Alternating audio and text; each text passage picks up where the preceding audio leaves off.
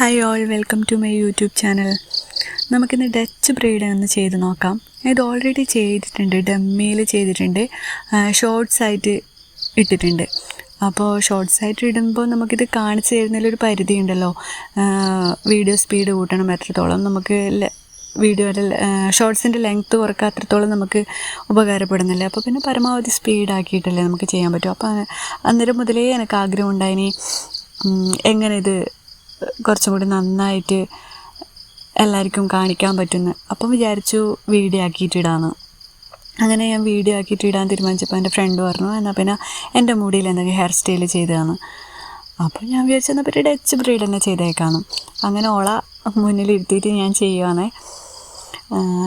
ഇതുണ്ടല്ലോ, നമ്മളിപ്പം സാധാരണ മടയാൻ 3 ലെയറായിട്ട് എടുക്കുന്ന പോലെ 3 ലെയറായിട്ട് എടുത്തിട്ട് അതിൻ്റെ ഇടത്ത് സൈഡിലത്തെ എടുക്കുന്നതാണെങ്കിൽ നമ്മളെ മുടീൻ്റെ മുൻവശത്തുനിന്നേ ആ ഒരു ലെയർ എടുക്കുന്ന അതേ ഒരു പാകത്തിന് ഇടത്ത് സൈഡിന്, അതായത് മുടീൻ്റെ നടുവിലത്തെ ആ ഒരു ലെയറിൻ്റെ അടിയിലേക്കൂടെ വേണം മടയാനെടുക്കാൻ.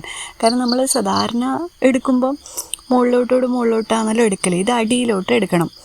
അതേപോലെ തന്നെ വലത് സൈഡ് എടുക്കുമ്പം മൊത്തം മുടി എടുക്കുമ്പം അതിൻ്റെ സെൻറ്ററിലെ, അതായത് നടുവിലത്തെ മുടീൻ്റെ അടിയിലോട്ട് എടുക്കണം. അങ്ങനെ ഓരോ ലെയർ എടുക്കുമ്പോഴും നമ്മൾ ഇടത്തുനിന്നും വലത്തുനിന്നും അടിയിലോട്ട് വേണം എടുക്കാൻ വേണ്ടിയിട്ട്, എന്നാലേ അത് ഡച്ച് ബ്രെയ്ഡ് ആവും. അഥവാ നമ്മൾ മുകളിലോട്ടുകൂടെയാണ് ഇങ്ങനെ എടുക്കുന്നത്, മുകളിലേക്ക് കൂടിയാണ് എടുക്കുന്നെങ്കിലുണ്ടല്ലോ, നമുക്കിത് ഫ്രഞ്ച് ബ്രെയ്ഡായിട്ട് കൂട്ടാം. ഫ്രഞ്ച് ബ്രെയ്ഡ് നിങ്ങൾക്ക് ഏതാണെന്ന് മനസ്സിലായില്ലേ? കുറേ വീഡിയോ കണ്ടിട്ടുണ്ടാവുമായിരിക്കും ഫ്രഞ്ച് ബ്രെയ്ഡിൻ്റെ. ഞാൻ വേണമെങ്കിൽ ഫ്രഞ്ച് ബ്രെയ്ഡിൻ്റെയും കൂടി ഒരു വീഡിയോ ചെയ്യാം. അപ്പോൾ ഇങ്ങനെയാണ് ഇത് ഡച്ച് ബ്രെയ്ഡ് ചെയ്യേണ്ടത്. ഇത് നല്ല സിൽക്കി മുടിയാണ്, അതുകൊണ്ട് തന്നെ ഞാൻ ഇത് ചെയ്യാൻ കുറേ കഷ്ടപ്പെട്ടു. എന്നാലും കുഴപ്പമില്ല, നന്നായിട്ട് ചെയ്യാൻ ആൾ മുന്നിൽ ഇരുന്ന് എന്ന ആൾ നല്ല ക്ഷമയുള്ള ആളായതുകൊണ്ട് നന്നായി ചെയ്യാൻ പറ്റി. പിന്നെ ഇവളുടെ ക്ഷമ പോലെ തന്നെ എനിക്ക് ഇതിനോടുള്ള താല്പര്യവും കൂടുതലാണ്. ഒരുപാട് ഇഷ്ടപ്പെട്ട് ചെയ്യുന്ന കാര്യമാണ് എനിക്കിത്. മുടി കെട്ടി കൊടുക്കുക എന്നൊക്കെ പറഞ്ഞാൽ പണ്ട് മുതലേ എൻ്റെ വീട്ടിൻ്റെ അടുത്തുള്ള ചെറിയ കുട്ടികൾക്കും, പണ്ട് മുതലല്ല ഇപ്പോഴും ഞാൻ ചെറിയ കുട്ടികൾക്കെല്ലാം മുടി കെട്ടി കൊടുക്കാൻ വേണ്ടിയിട്ട് അങ്ങനെ നിൽക്കാറുണ്ട്. പിന്നെ പണ്ട് സ്കൂളിൽ പോകുമ്പോൾ കൂടെ പഠിക്കുന്ന കുട്ടീൻ്റെ വീട്ടിലേക്ക് നേരത്തെ പോയിട്ട് അവൾക്ക് 2 ഭാഗത്തും മുടി കെട്ടി കൊടുക്കുക, അല്ലെങ്കിൽ അവൾക്ക് ഇഷ്ടമുള്ള പോലെ മുടി കെട്ടി കൊടുക്കുക, അങ്ങനെയൊക്കെ അതെല്ലാം വലിയ താല്പര്യമുള്ള കാര്യമായിരുന്നു എനിക്ക്. അന്നേരമൊക്കെ വളരെ ഇഷ്ടത്തോടെ തന്നെ അപ്പോഴും ഇപ്പോഴും ഞാൻ ഈ ചെയ്തുകൊണ്ടിരിക്കുന്നത്. വല്ലാത്തൊരു ഇഷ്ടമാണ് ഈ ഒരു ഫീൽഡിനോട്. നിങ്ങളിപ്പോൾ വിചാരിക്കുന്നുണ്ടാവും ഇവളെന്നിപ്പോൾ ആ തുമ്പുമാലില്ലാണ്ട് അതിലോ പറയുന്നതെന്ന്.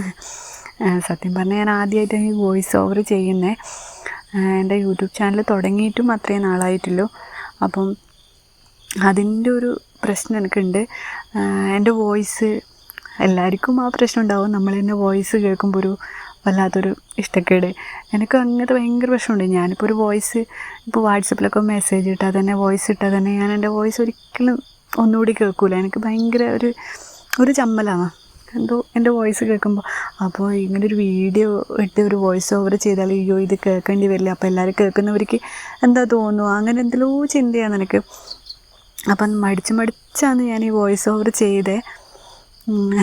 കുറേ പ്രാവശ്യം എടുത്തിട്ടൊക്കെയാണ് ചെയ്തത്. അപ്പോൾ അതിൻ്റെ ഒരു പ്രശ്നം എനിക്ക് നല്ലോണം ഉണ്ട്. പിന്നെ എന്തെങ്കിലും തെറ്റുപറ്റുണ്ടെങ്കിൽ എന്നോട് പറഞ്ഞു തരണം, എനിക്ക് ചൂണ്ടിക്കാണിച്ച് തരണേ. പറയാൻ ആരും മടിക്കല്ലേ. കാരണം ഞാൻ യൂട്യൂബിൽ തന്നെ ഇപ്പം വന്നിട്ട് അത്രയും ആയിട്ടില്ലോ, ഞാൻ പറഞ്ഞല്ലോ.